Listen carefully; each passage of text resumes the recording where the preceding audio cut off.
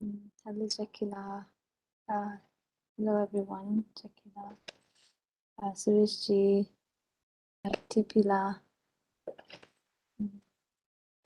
Rivala.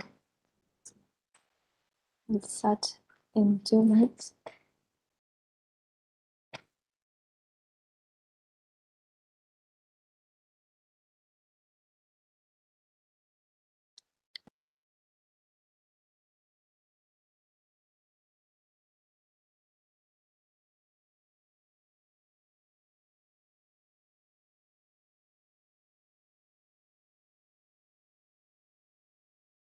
Audible to everyone? Okay, thank you. So, hello, namaste, and Tashi Dilek to each and every one of you, and a very warm welcome to the online teaching program on Lam Rim, the Graded Path to Enlightenment, organized by Ngari God Selling Center, Guwahati, in collaboration. Yeah, but in just a few sessions, it would be difficult, right? So, but at least we want to, feel like we have some more idea of what is the path along which we progress towards enlightenment. So today's session is around Bodhichitta, which is mainly, and the aspiration to become enlightened. Right? This kind of mind which is determined to become enlightened in order to be of the greatest possible benefit to all sentient beings. So today we'll do a little bit different. I think I want to make today's session towards others, right? We don't really talk about empathizing with ourselves, although you can, but usually we think about empathizing with others. So it's like when we see another person suffering, and not only we recognize they're suffering, but we can imagine what that must be like, right? We feel a degree or we imagine, vividly what it must be like for that person, and we have a sense of sympathy. Um, um, we can feel like we could imagine what it's like to be in their shoes, and so we empathize with the person because we feel a sense arises from compassion. So in our own minds, when we think about trying to develop bodhicitta, this aspiration to achieve full enlightenment, right? It doesn't arise out of a kind of craving for power or fame or wealth, right? It's totally not a selfish aspiration. It doesn't arise out of, just the wish to achieve the highest possible state just because that's the best and I want to be the best. But rather, it arises out of a sense of recognizing the suffering that we are dealing with, um, observing that as an individual, we ourselves have suffering and we want to be free from that, right? So when we see, in this life, it's full of different problems and suffering. Of course, I mean, just applying the antidotes to the afflictive emotions, right? Applying the antidotes to patience. I mean, instead of the antidote to anger, like loving kindness, patience, will help us have less anger. Applying the antidotes to attach with our own practice from time to time. We feel like we're putting in effort studying and meditating and trying to be a good person, and then we, go stay with our parents, or we go meet, go to a family reunion, or meet that person that we just cannot get along with, and we see how little we've actually progressed in terms of our, maturity, in terms of our self-control, in terms of subduing and eliminating our afflictive emotions, and all kinds of other circumstances. So from time to time, it's inevitable in our spiritual practice, we feel really disappointed with ourselves, and we feel like I can't do this. It's not working. I just want to give up. What's the point? Why not just forget about all the karma to take rebirth doesn't ripen anymore, and therefore we abide in a state of perpetual peace. We never take rebirth again through the force of karma and afflictive emotion. So that's the state of nirvana. So what's the difference between that and enlightenment? Enlightenment. So nirvana, achieving nirvana was motivated by a wish to be free from suffering myself. Seeing that I suffer, I want to be free from suffering, and therefore I'm going to, eliminate the causes of my suffering. And once I do, I achieve nirvana, So it's a state of peace, essentially, a state of freedom from all of the suffering of samsara, motivated by a wish to achieve that. Right? Whereas full enlightenment has the added quality of primarily of omniscience. Right? If a person's achieved nirvana, they don't have omniscient mind, all-knowing mind, able to know everything possible to know. Whereas if a person has achieved enlightenment, it's one of the main qualities of enlightenment is they have omniscient mind. They're able to know everything possible there is to know. Why is that different? Because a person who's achieved enlightenment, they have purified an additional level of obscurations called knowledge obscurations. So how have they been able to purify those additional subtle level of obscurations? Is because they're motivated, a person who has achieved enlightenment, they have been motivated to achieve enlightenment, not by this narrow wish to be free from suffering themselves, but rather by this incredibly much more powerful compassion to free all sentient beings from suffering, right? So again, the small and the middle scopes of the Lam Rim are both taught primarily for people whose focus is themselves. Now they themselves want to be free from suffering. So here, Bodhichitta is the first topic in the great scope of the Lam Rim. And it's taught for people who have a much vaster aspiration, not limited to themselves, but encompassing all other sentient beings, right? So, so, um, um, so whereas a kind of compassion to wishing oneself to be free from suffering is a motivation for the small and the middle scope meditations. For the great scope meditations, it has to be something beyond that. That's why it's the great scope. I mean, it's because the scope of one's aspiration is far beyond just oneself. It's much greater than that. It encompasses all other sentient beings. So if we recognize that all other sentient beings, all the other human beings, in India, in Europe, in any continent, on Earth, wherever they might exist in the universe, in other world systems, and then all the other animals, great, like elephants and whales, down to the smallest, like lice and I don't know, ants. Well, their ants are not even that small, right? Much smaller than ants. Single-celled organisms, perhaps, where the line is between, plant life and animal life is difficult, but I think the smallest sentient beings, smallest beings that have a mind, again, in this world system, other world systems, and then other kinds of sentient beings that we can't ordinarily see, again, like hell beings, hungry ghosts, and then devas of the God realm, the form and formless realm. So any other sentient being who has a mind, like me, by nature, they have the same wish to be free from suffering, like I do, and the flip side of that is they have a wish to have happiness and well-being, like I do. So, like His Holiness the Dalai Lama always says, if we just look at planet Earth, and the humans on planet Earth, I'm only one among these 7 billion human beings on the Earth. Why is my happiness more important than that of anyone else's? It's not, So rather, the happiness of the other 7 billion people as a whole, of course, is more important than our happiness because they're greater in number. And so their happiness is greater by far. So and then as well, and because, another powerful reason.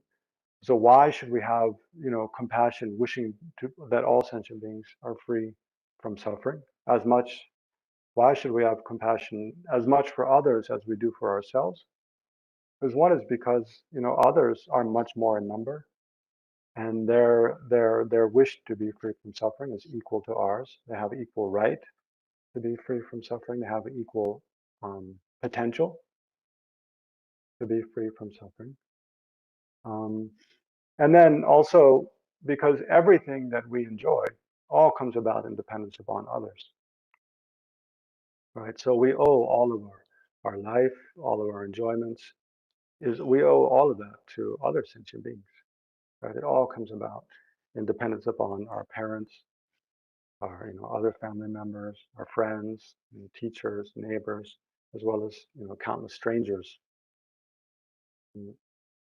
So okay, so in short, bodhicitta arises from this great compassion, the compassion observing, thinking of all other sentient beings, observing all other sentient beings, and wishing all other sentient beings to be free from suffering, right? And then as that, a more intense form of that compassion is taking upon myself personal responsibility to free other sentient beings from suffering, thinking I myself must do whatever I can to work towards bringing all sentient beings free from suffering, right? To bringing all sentient beings to a state of freedom from every form of suffering.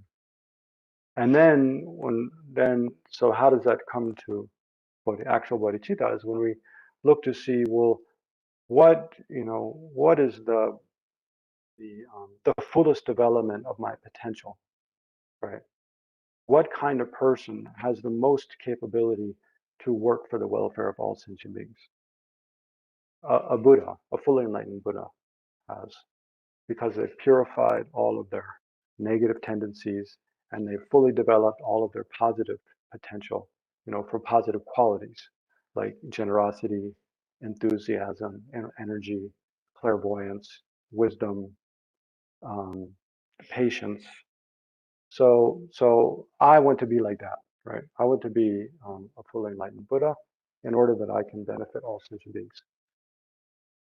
So you can see then how, again, bodhicitta is described as an attitude possessing two aspirations. One is a causal aspiration, is that of great compassion, right? So we see all sentient beings suffering just like I do, recognize, that we're equal in wanting to be free from suffering, and so um, yeah. So when recognizing that our life, the most meaningful thing to do with our life, in our life, is to work for the welfare of all sentient beings without excluding any. As long as we exclude one sentient being, then with each sentient being that we exclude from our concern, it's like we ourselves become a smaller person, right? Um, So the best possible thing is to work for the welfare of all sentient beings, regardless of what they do for me or not do for me or whatever. Um, so this is great compassion. You're wishing all sentient beings to be free from suffering is the causal aspiration. So that's the whole purpose of striving to achieve enlightenment. And then the accompanying aspiration is the aspiration for enlightenment. So in order to achieve the welfare of all sentient beings, we aspire to become enlightened. Um, so oftentimes people confuse that aspiration for enlightenment with bodhicitta. Bodhicitta, here I won't talk about it too much, but I'll just mention for those of you who might have studied awareness and knowers, Lorik, a little bit. We can divide up all the different kinds of minds into main minds and mental factors. So within those, bodhicitta is a main mind, right? And aspiration are always mental factors, feelings, aspirations, discrimination. Those are afflictive emotions, they're all mental factors. So bodhicitta is the main mind observing full enlightenment, right? And then it's accompanied by the wish to achieve full enlightenment, right? And it arises again from the causal aspiration to free all sentient beings from every form of suffering. So if we don't have, so then, so here we come to see how the Lam Rim is incredibly, all the foregoing parts of the Lam Rim are incredibly important and essential, really, to generate actual bodhicitta, because, well, because if we don't have sincere wish, if we don't have a thorough understanding of our own suffering, the way the kind of problematic situation that we're in, then we really can't sincerely empathize with that of others, right? So, I mean, we've all probably had the experience of, well, mm, the experience of, maybe seeing a friend who, I don't know, maybe has migraines or something. Maybe we have a friend, for example, we have a friend who has migraines or has arthritis or something, but we ourselves have never had migraines or never had arthritis. And so we think, oh yeah, that's too bad. I really feel for you. I wish I could do something to help you. But we don't really have a sense of what it's like, what that means to have a migraine or what to have arthritis, because we haven't experienced it ourselves, right? But then later we actually get begin having migraines, or we actually have arthritis or some sickness. And then within that experience ourselves of having, that same kind of affliction, then we easily generate much deeper empathy for the other person. Or maybe, yeah, you can think of all kinds of examples. You can do losing your home, or I don't know, maybe when we're younger, like in our teens, like our boyfriend or stuff like that. First we see a friend, they break up and they seem completely traumatized and don't talk to us for a few days, and we're kind of like, what's going on? Why are they so like that? But we don't really realize what it's like to be in that situation until we ourselves are dumped or have a breakup with a partner or something. So so the so like that relates to the first two scopes of the Lam Rim, in the small scope and the middle scope. We really think deeply about our own suffering, and especially the suffering of being in samsara, being under the control of afflictive emotions, of being under the control of our own karma, of chasing after things that seem pleasant and desirable again and again, and getting them, and then being disappointed by those, and again craving for more, something more and different. So the deeper we understand the suffering that we experience and the state of being in samsara, and all the suffering that goes with that, then the deeper we ourselves generate a more and more strong and kind of dynamic wish to be free from that, right? So the stronger our own wish to be free from suffering is, then when we transfer that onto others, right? Then we think about the kind of suffering that others experience, then it becomes that much more powerful, right? So, like Lama Tsongkhapa says very clearly in the Lam Rim Chenmo several times, if we ourselves don't have an authentic wish to be free from the suffering of samsara, and all suffering in short, then our aspiration to free other sentient beings from all suffering is just mere words, right? It's just talk. It's not something that's powerful and it's going to transform our minds and help us bring us on the path. So it's really important to meditate. I mean, a lot of times, I know us who are new to Buddhism, we hear about like this beautiful, I mean, huge and beautiful idea like Bodhichitta and wisdom realizing emptiness, and we're just interested in that. We don't want to hear about the suffering of the hell realms. Karma is so complicated. Don't really, not too interested in that. Past and future lives, maybe they exist, maybe they don't, right? The afflictive emotions, yeah, usually people want to know about the antidotes to the afflictive emotions because it's kind of like self-help therapy. It's very helpful and practical. But usually we're drawn to like bodhicitta, wisdom realizing emptiness. But without really having a good understanding of the foregoing, two scopes of the Lam Rim, especially how some, the 12 links of dependent arising, the truths of suffering, the truth of the cause of suffering, the Four Noble Truths, law of cause and effect, then our aspiration wishing to free all sentient beings from suffering remains very shallow without that. So the deeper our experience of the first two scopes of Lam Rim is, then the deeper, our compassion for other sentient beings becomes. So I know, especially in these days, as Buddhism is becoming much more popular, like in the West and among kind of, modern people with modern education, um, people who maybe have been turned off by more other kind of aspects of other religious traditions, especially, where there's like a theistic um, creator God and stuff. So anyway, there's a lot of people drawn to Buddhism, a lot of people drawn to, even more people drawn to just meditation in a secular context, which is good. And that's all, can also all be very helpful for people in different ways. And there's no problem with that. But there is a danger that people kind of think that you can really deeply practice Buddhism actually without understanding of past and future lives, or without kind of understanding of samsara. Um, and that's really a big mistake, right? Because without actually an understanding of how past and future lives exist, you can't understand how karma works, right? Without understanding karma, the law of cause and effect, then you can't really, generate the the compassion that sees how people unknowingly create the cause,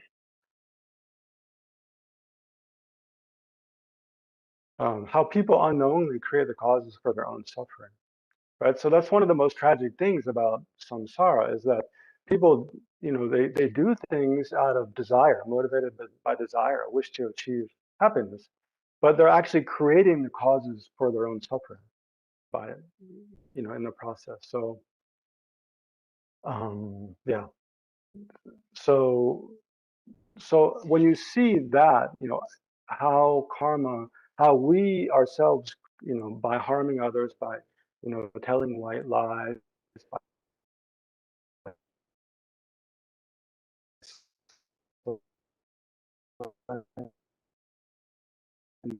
hindering others, by killing, or out of motivated by just blind desire, eating meat and causing animals to be slaughtered and so forth. So, although the Buddha didn't prohibit eating meat, but we do things motivated by attachment to our own enjoyment, which cause suffering to other sentient beings, we create karma, right? That karma, oops, can you still hear me? All of a sudden, everyone's videos are going off. Okay, good. So, in short, we, motivated by desire, we create karma without realizing that negative karma is going to ripen up on us and cause us to suffer in the future.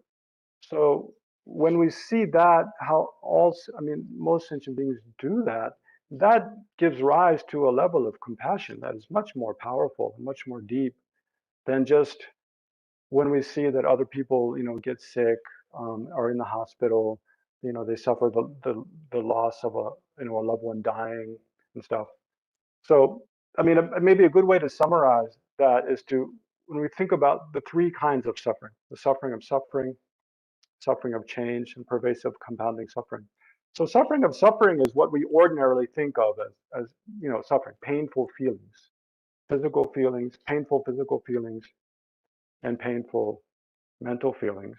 I'm just noting, like, half our time is gone, and I've been talking the whole time. I said we're going to meditate together, right? This session mostly. So I have to get to the point here. But seeing when we experience painful feelings of body or mind, of course we want to be free from that, right? And so it's easy when we see other creatures, that are hurt or sick or hungry or tired or are scared. It's very easy to be, to wish that they be free from that, and that's good, and that's fine. But it's not very deep, really, in the Buddhist worldview. Whereas, so generating compassion based on the suffering of suffering is something even animals can do, right? It's very easy and not especially profound. Then think about the suffering of change is when we recognize that even most of the pleasant things, pleasant experiences we have, like, the enjoyment of eating a nice meal, the enjoyment of going for a walk, the pleasurable feelings of laying in bed or having a nice chat with a friend, even those, they don't last forever, right? If we keep eating the enjoyable meal we're having, we'll get really full and then feel bloated, and it won't taste so good anymore. We'll get sick of it. Lying in bed, it feels good for a while in the morning, but if we just keep lying in bed till noon, by noon we'll feel really kind of like, I'm wasting my time and I'm tired of laying down. I need to stand up and walk around. Like, it becomes, so most of the pleasurable experiences that we have, they change into an unpleasant experience, right? So most of the pleasant things, the things that we feel pleasure doing, if they were in the nature of bringing happiness, then the more we did them, the more happiness they would bring us.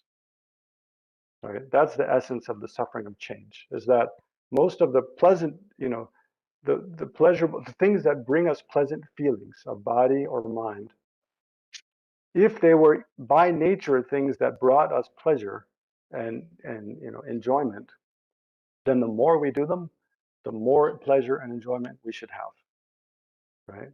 But actually, that's not the case. Most of things, the more we do them, actually, the less pleasant they become. So we have to keep changing between things.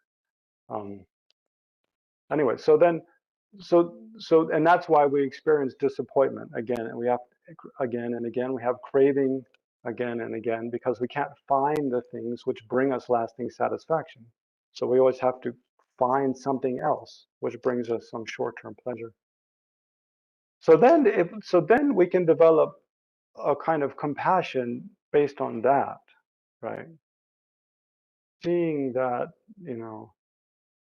how we ourselves keep chasing after things that don't bring us pleasure again, and we're kind of like hamsters running on a running wheel in a cage, and how sad that is. That's a much more difficult thing to get our head around and to really generate compassion for, just in relation to ourselves. But if we can, then when we see other sentient beings doing the same thing, it leads to a much deeper and profound level of compassion, right?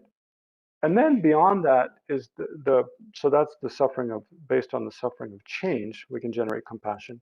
And then beyond that is the pervasive compounding suffering. So, pervasive compounding suffering is basically, it's the most difficult to understand, but basically seeing that as long as we're under the control of our afflictive emotions and karma, Leidan Yomonki, Shanwangjen, Yinbe Kabla, Niebordu Dungyon Yongeris, so as long as we're under the control of our, karma, that, each time we die, we're thrown into a rebirth, by the force of our karma, that afflictive emotions, anger, attachment, arrogant pride, selfishness, they just arise uncontrollably in our mind, not continuously, but from time to time. As long as we're under yeah, we can't control completely our minds, in short. Then we can't control completely the kind of karma we create, and we can't control the kind of karma that ripens. So as long as that is the case, we'll take rebirth in samsara repeatedly, again and again, without end. So in view of that, then we can generate kind of compassion for ourselves, right? So we can generate compassion for ourselves and other sentient beings based on this recognition that we are in the nature, the way we exist now is in the nature of suffering, because it's under the control of afflictive emotions and karma. It's in the nature of pervasive compounding suffering. So that we come to that understanding of those three kinds of suffering: suffering of suffering, the suffering of change, and pervasive compounding suffering, by learning about all the topics of the small and the middle scopes. And then that leads to a very, something far beyond what we ordinarily think of compassion. a very powerful kind of compassion that we develop in the great scope, where we see that all sentient beings who are same as me and wishing to be free from suffering and have happiness, they all, are really caught in this kind of prison of cyclic existence, which they have no idea how it works. Um,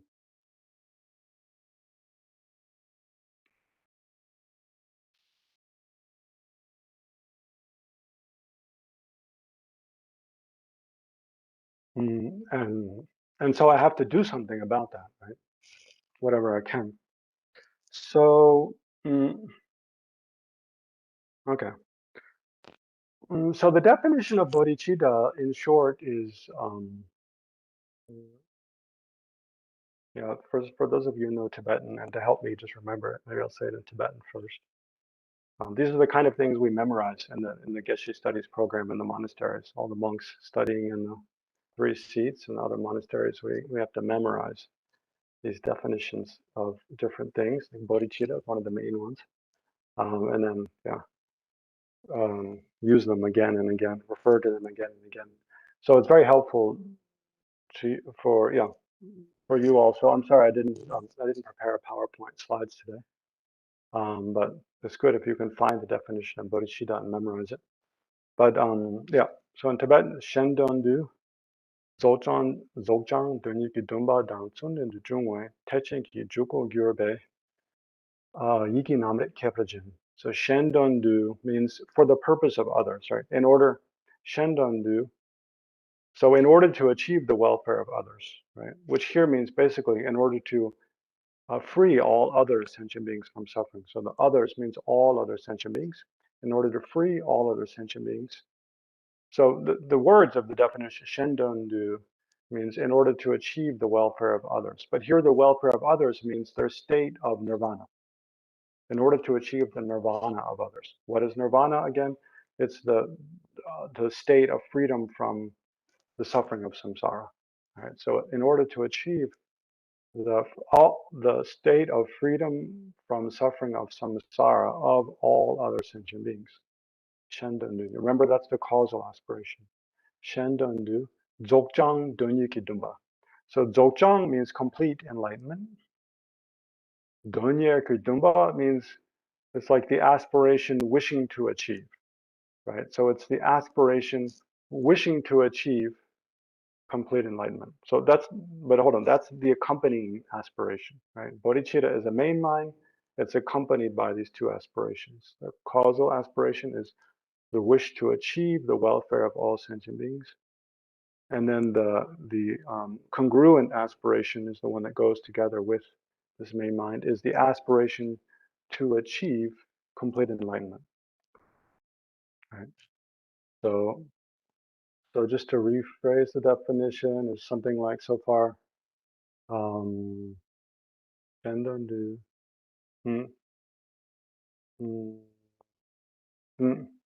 Well, to make it kind of more succinct is the aspiration wishing to achieve complete enlightenment in order to accomplish the welfare of others. So that's the first part, right? It's a long definition, this one. And then the second part of the definition is Tekchen ki juko gyurbe. So it's the entrance to the great scope, right? Tekchen ki juko gyurbe yi namrit keprajan. So just to finish the translation, it's a special main mind, which is the entrance to the great scope. Right. So oftentimes when you translate stuff from Tibetan to English, you have to flip the order around because the order of the words is different. So it's a special main mind, which is the entranceway or the gateway to the great scope.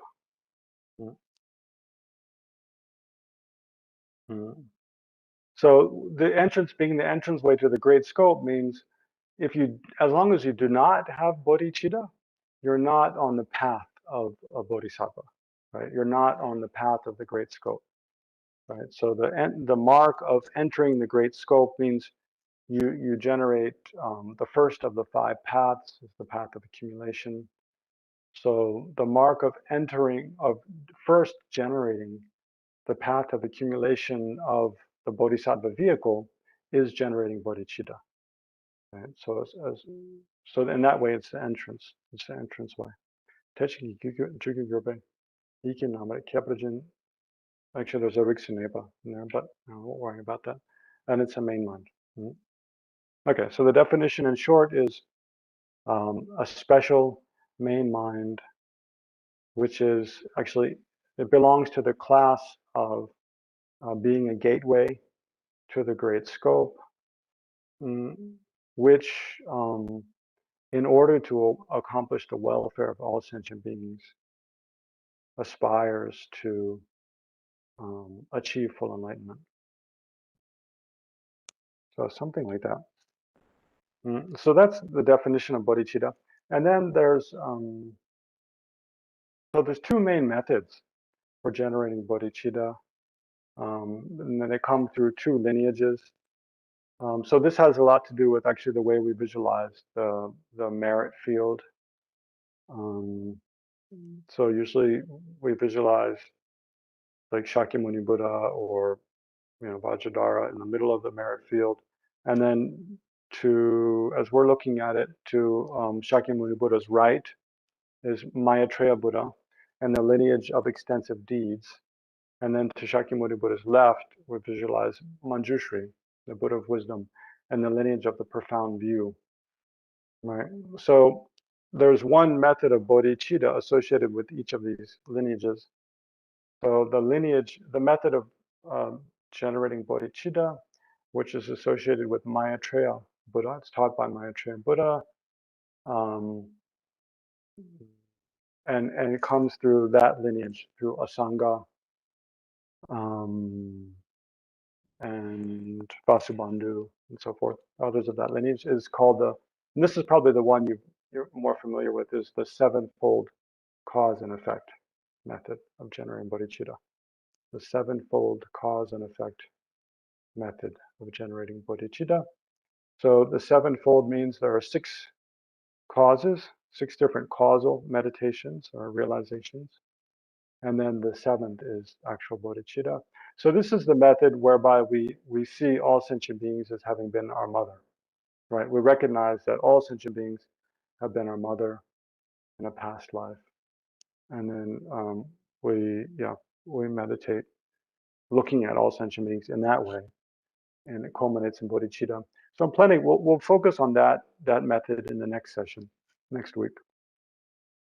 The other method, so I'm going to focus on more today, is called the method of exchanging self and others.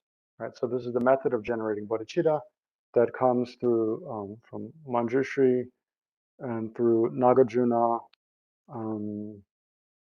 Shantideva.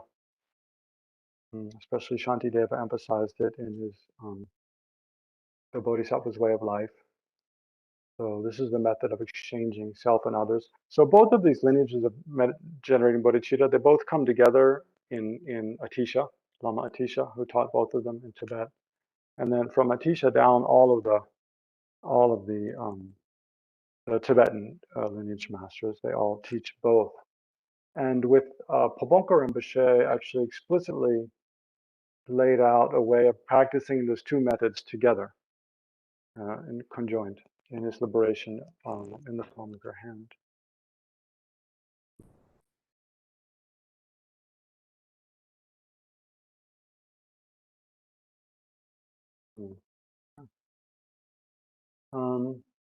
Yeah, so this method of exchanging self and others has 5 steps in it.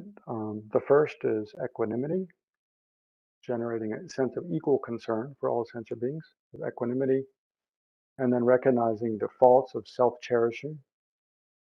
The second step, recognizing the faults of self-cherishing.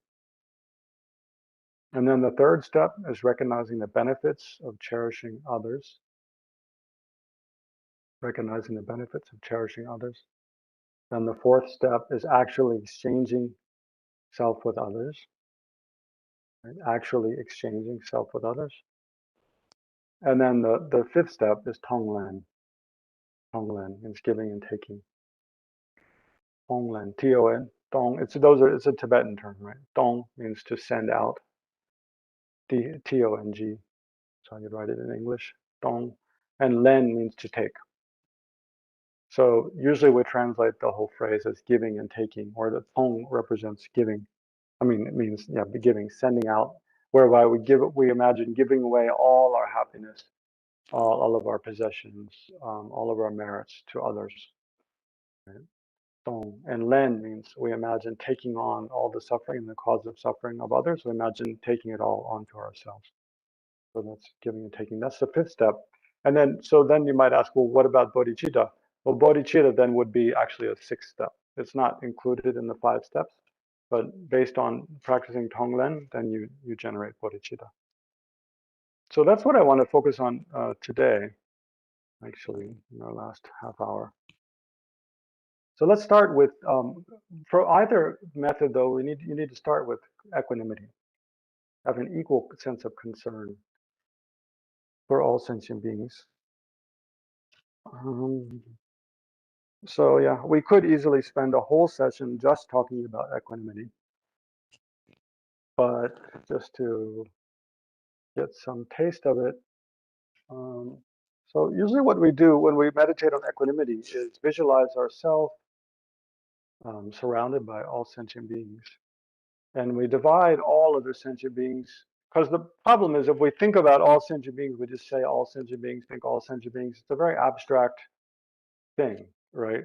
We need to make it more like feeling close and real and tangible kind of thing, right? So, and then we also need to balance out our concern. The other problem is we tend to have an unbalanced concern for others, where we naturally care about people that we like, and we naturally don't care much about people whom we don't like.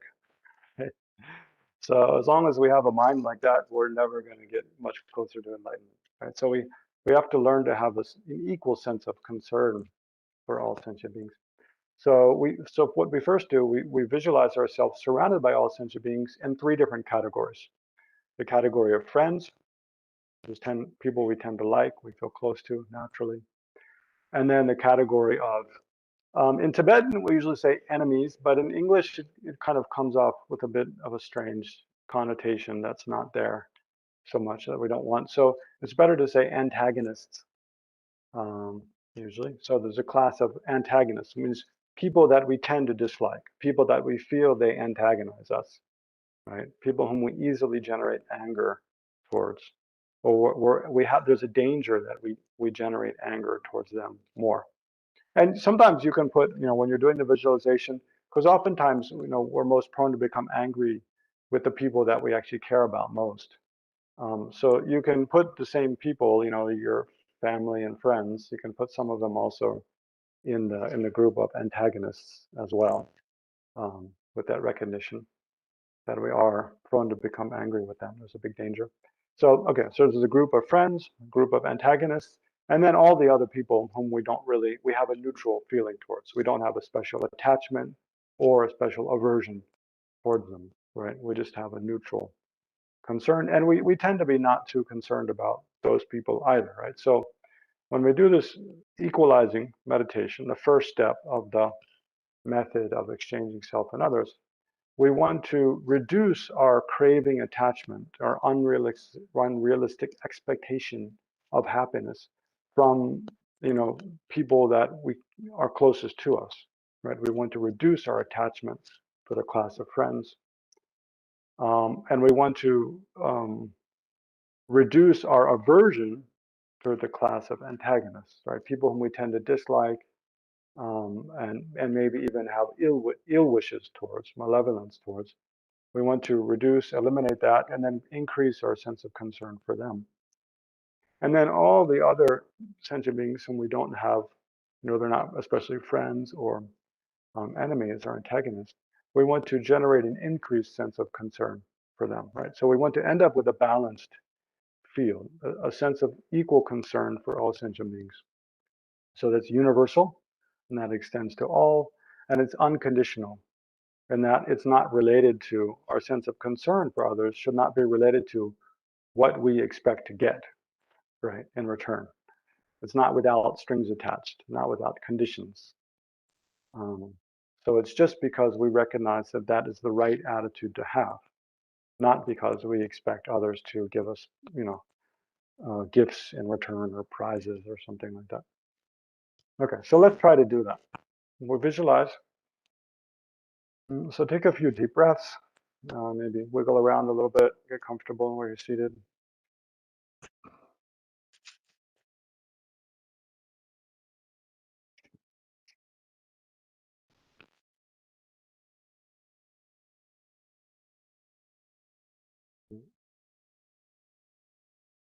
So begin by visualizing the class of friends. So we usually start with our mother of this life to our left.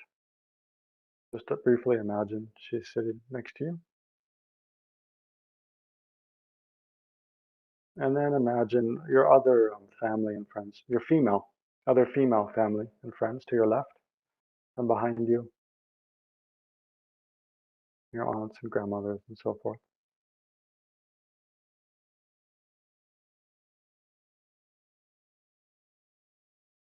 And then to your right, imagine your father of this life, and then all of your other male family and friends to your right and behind you.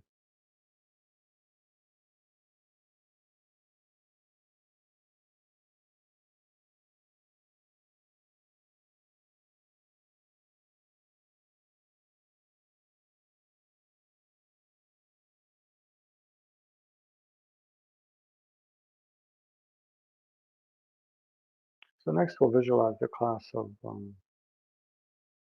antagonists.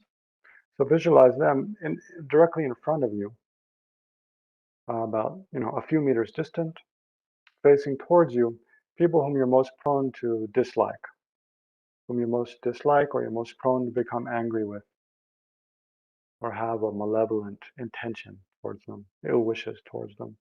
So imagine those people, can be people you actually know, can be people you've only heard about in the news or whatever, can be people you imagine, um, so forth. So any people you're prone to dislike or have ill intentions towards or become angry with, imagine them seated directly in front of you, facing towards you.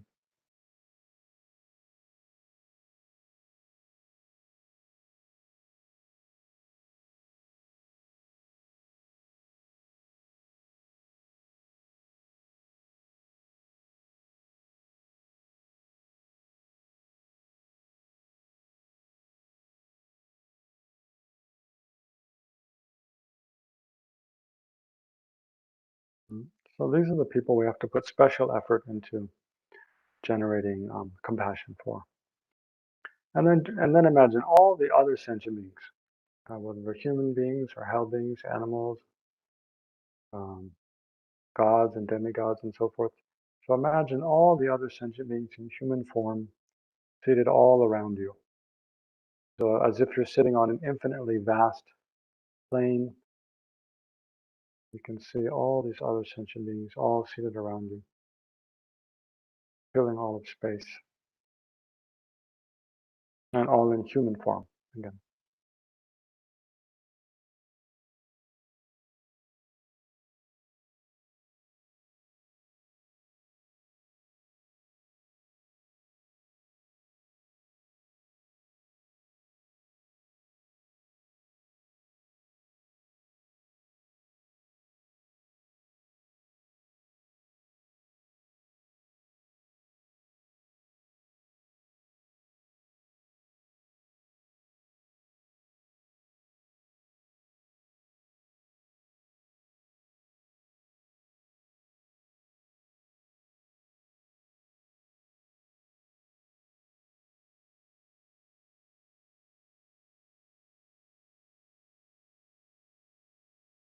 Mm.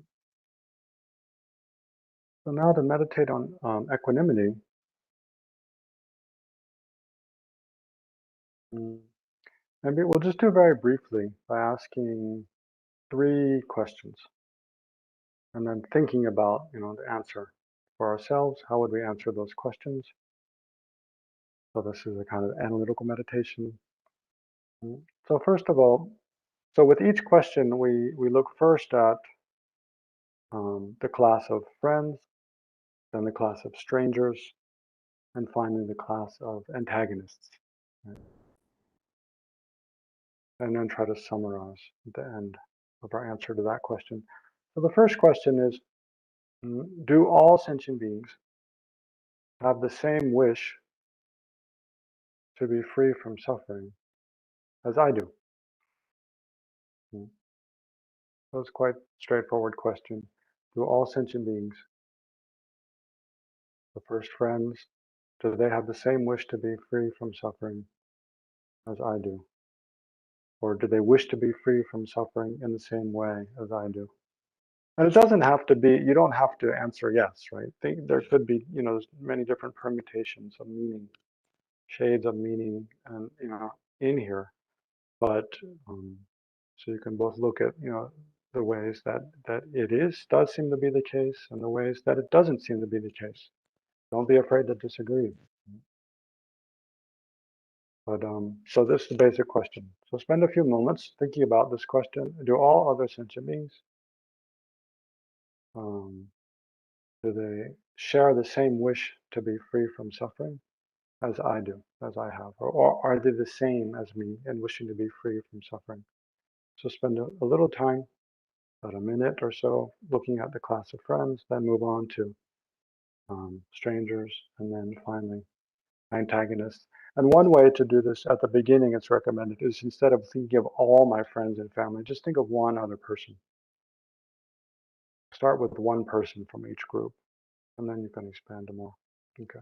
So take a few moments reflecting on that. Are all of the sentient beings the same as me and wishing to be free from suffering?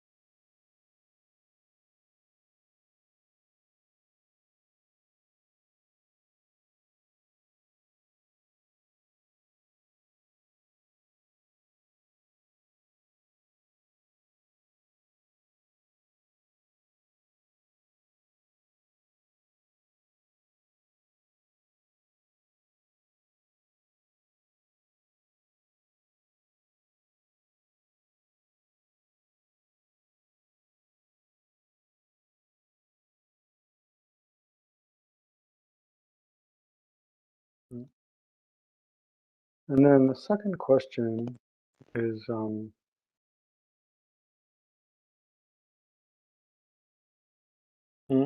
let's just keep it to two questions, actually, because our time is limited. So the second question is, do all other sentient beings have the same potential as me to be free from every form of suffering? Right? So use whatever wisdom, whatever understanding you have related to your own potential to be free from suffering. What potential does oneself have to be free from suffering? To what degree and how and why is it that oneself, we can eliminate the causes for our own problems and suffering in the short term, but especially in the long term, especially as regards the future lives, liberation from samsara. So do other sentient beings, my friends and family, antagonists, and also strangers, do they have that same potential as I do, or not? And the same right, to pursue that potential. So not only do they have the same wish to be free from suffering, but do they have the same potential to be free from suffering as I have? So spend a couple minutes reflecting on that.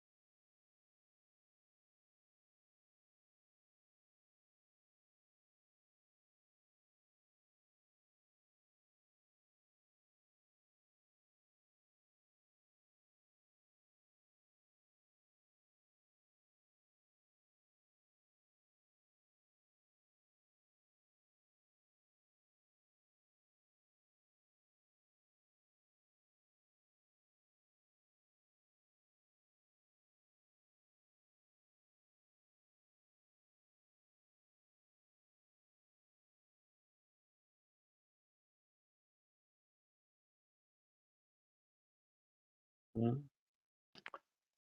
And then let's for a few minutes meditate on compassion. In general, once we generate a sense of equal concern for all sentient beings, that's kind of like preparing the field to plant the seeds, by leveling it out, taking away all the weeds and so forth. And then we want to plant the seed of compassion, seeds of compassion in this level field. So we continue visualizing these three groups of all sentient beings divided in these three groups: friends, antagonists, and strangers. Continue visualizing them all around us. And then, let's try to generate just this basic compassion. May they be free. So before thinking about great compassion, just simple compassion for others. So start with oneself and try to look at the different kinds of problems and suffering you experience. So remember, don't look only at the suffering of suffering, things that are obviously, normally considered unpleasant feelings of body and mind, suffering, but also try to look deeper at the suffering of change. So often we chase after things which seem desirable and attractive, and then they don't give us lasting satisfaction. We experience disappointment, and then leads us into a cycle of craving again and again. And then the deeper, the pervasive compounding suffering, to whatever degree of understanding you have of that, how we live under the control of our own afflictive emotions and karma, and thereby we're thrown into rebirths again and again and again, like a leaf being blown on the wind as it falls from a tree. So first of all, look at, in that way, look at deeply at generate one's own suffering and generate compassion for oneself, wishing to be free from that. So here, each of them, just very briefly, 30 seconds each, and then focus on one friend or family member. Similarly, generate compassion for them. Then one stranger, at least. Think how they suffer in the same way, suffering of change, pervasive compounding suffering. Generate compassion for them. And then at the end, try to focus on one person you tend to dislike and try to generate similarly equally compassion for them. Okay, so take a few minutes, try to meditate on compassion, the wishing, observing suffering and wishing that one is free from that, beginning with oneself, then a friend, then a stranger, then an antagonist.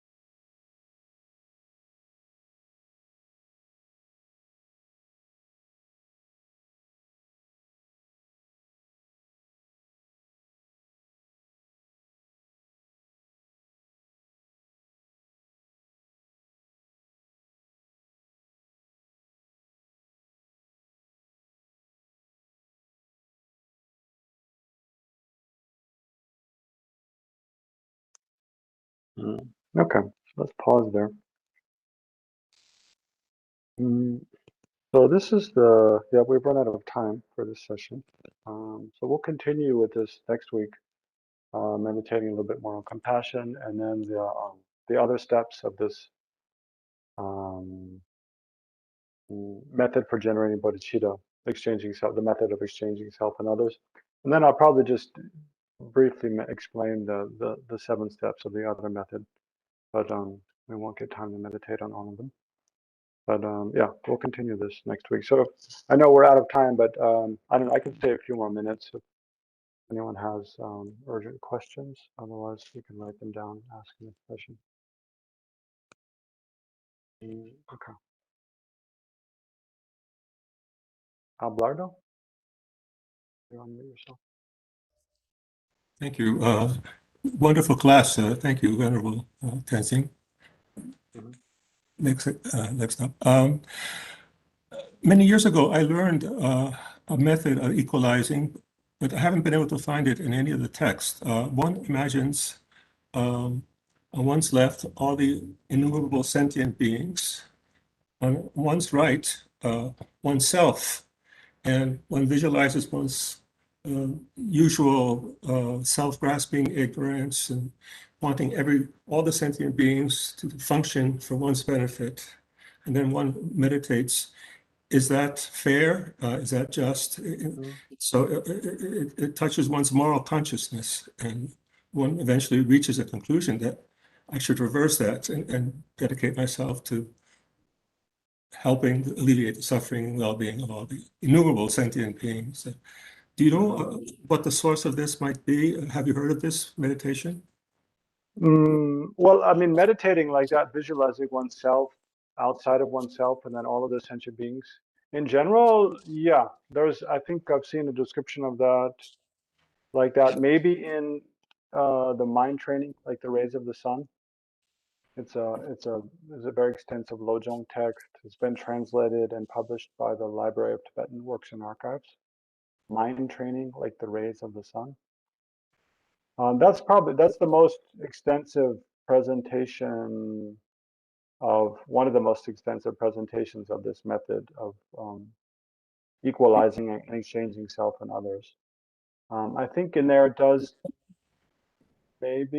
describe you visualize yourself outside of yourself, but I've never seen anywhere specifically what you're saying, where you visualize yourself on one side and all sentient beings on the other side. That I've definitely never seen. The typical visualization of all sentient beings is the way I described it, where they're all around you. But it's okay, you know, these kind of visualizations, it doesn't have to be, you know, we can be creative with it, right? So it's more important to understand what kind of attitude we're aiming to generate. And then as far as how we visualize, we can, you know, kind of be creative and visualize in different ways. But it's important to understand, I guess, why the visualization is described like it is, and then within that you can modify.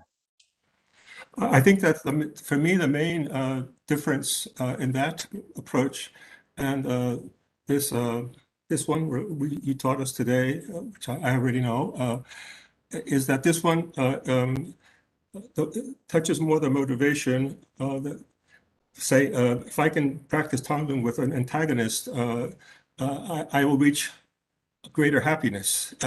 So it touches, you know, one's personal benefit, whereas the other kind touches one's moral consciousness. So it's a different basis of motivation. What do you mean by touches one's moral consciousness? Well, I just said, is it fair that I continue to be egocentric or not? Yeah. Yeah. That question comes more about in the second and third step, where we look at this method of generating bodhicitta, where we look at the faults of self-cherishing and the benefits of cherishing others. Right. Then we think a lot about the problem of, you know, being selfish, and is it fair that I care more about myself than about others? Yeah. But through all of them, we continue the same visualization and then work with that, you know, different attitudes within that visualization. There's one question in the chat here I'll try to address. How can we generate compassion the right way.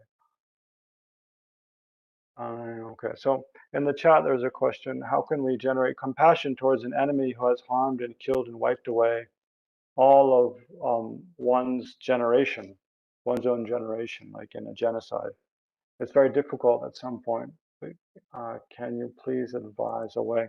Yeah, of course, that's very difficult to do. I mean, almost unimaginably difficult to generate compassion towards, like the Nazis, the people who, actively and very, what do you say, very conscientiously and deliberately participated in the Holocaust, for example. How can you generate compassion towards such people, or other instances of a genocide and where people commit horrific crimes? Yeah, well, I mean, one way, there's different ways to think about how to generate compassion for those. And I mean, of course, it's easy to express the words, but then to actually work on generating the attitude is, of course, much more difficult, right? So I think each of us within ourselves, we have to look and see what are our biggest hang-ups and qualms with whoever the enemy that we're thinking about, the antagonist we're thinking about, and the kind of anger we have towards them, and resentment we have towards them, and maybe hatred we have towards them. We have to look, because each, what are the things that we're really angry at them about? What are the particular ways in which we really dislike them and abhor them? And then, work with them kind of piece by piece, work with that resentment kind of piece by piece. But some general ways, I mean, to think are, well, do they have this person who's incredibly harmed me or others, or my people who I care about, my nation, so forth, my race. If I'm hold on to resentment towards them and anger towards them, is that going to help reduce their harming of me and my kind in the long run? No, it's going to, exacerbate the same cycle of tit for tat, basically. And by, but instead, by having compassion for them and trying to at least generate the intention, and then in the long term actually benefit them, is it possible that to eliminate the afflictive emotions in their mind which cause them to harm me and my or to harm others, right? So when a group of people harm another group of people, it's due to afflictive emotions in their mind: ignorance, wrong views, hatred, attachment, and so forth. So is it possible to eliminate those afflictive emotions in their mind? Yes. And in the long term, that's the only way to prevent them from harming. And do they have the potential also to be free from suffering? Yes. If they're not suffering, then they're not going to harm others, right? If we can establish them in a state of nirvana or enlightenment, then they won't create harm to others like that. So that is the ultimate resolution, right? It's the only resolution, really.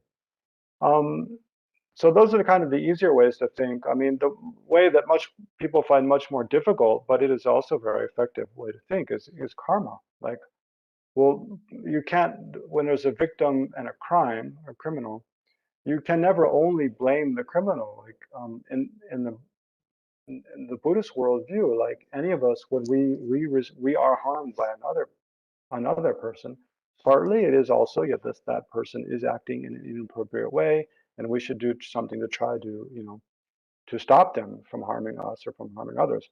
But partly also the cause is from our side. Like, we've created the harm, we've created the karma, right, to receive that kind of treatment, to be harmed like that. That doesn't mean that we should just let others harm us and not do anything about it. But it does mean we can't place the blame exclusively on others. Like, so even in terms of an individual, in terms of big groups of people, why is it that a whole group of people is harmed by another group of people, as in a genocide? Of course, when we look at it just in one life, in one instance, it seems almost abhorrent to say, well, they created the cause to be treated like that. But then think about, well, for the people who are inflicting harm, what's going to be the karmic effect of that in some future life, in a future world system or whatever. They're going to be the victims. There will switch places. The people who inflict, the whole group of people who inflict a harm on another group of people in some future, rebirth, they will, as a group, they will be, the victims in a genocide or something. So, that's the law of karma that the Buddha taught. So whether you believe or not, you have to check. But if you do find that makes sense, then that's thinking that is a very effective way of reducing this kind of animosity towards others.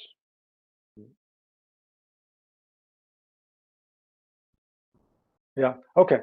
We've gone quite over time, so I don't want to hold you. I know you all have other things to get on to do, and yeah. So let's dedicate very briefly. So think of all the merit we've created by discussing and trying to meditate a little bit on bodhicitta and rejoice. And then we can think of all the lineage masters from Shakyamuni Buddha down to the present day, especially His Holiness the Dalai Lama and our other direct gurus who've enabled us to to have access to this teaching, this wonderful teaching, and rejoice in all their merit. So all this merit gathered together, and we dedicate that we and all other sentient beings quickly generate this incomparable attitude, bodhicitta, which is like a wish-fulfilling gem, is a source of continual well-being and happiness to all sentient beings.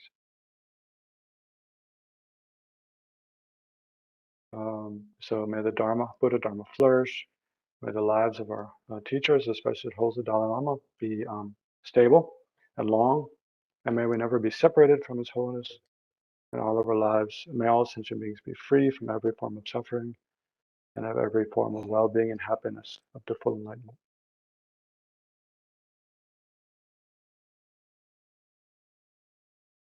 Okay, thank you all, and I hope we meet again next week. Thank you. Thank you, Legtsok Lam. Thank you. Thank you, Legtsok. Thank you. Thank you, Endeavor. Thank you. Thank you.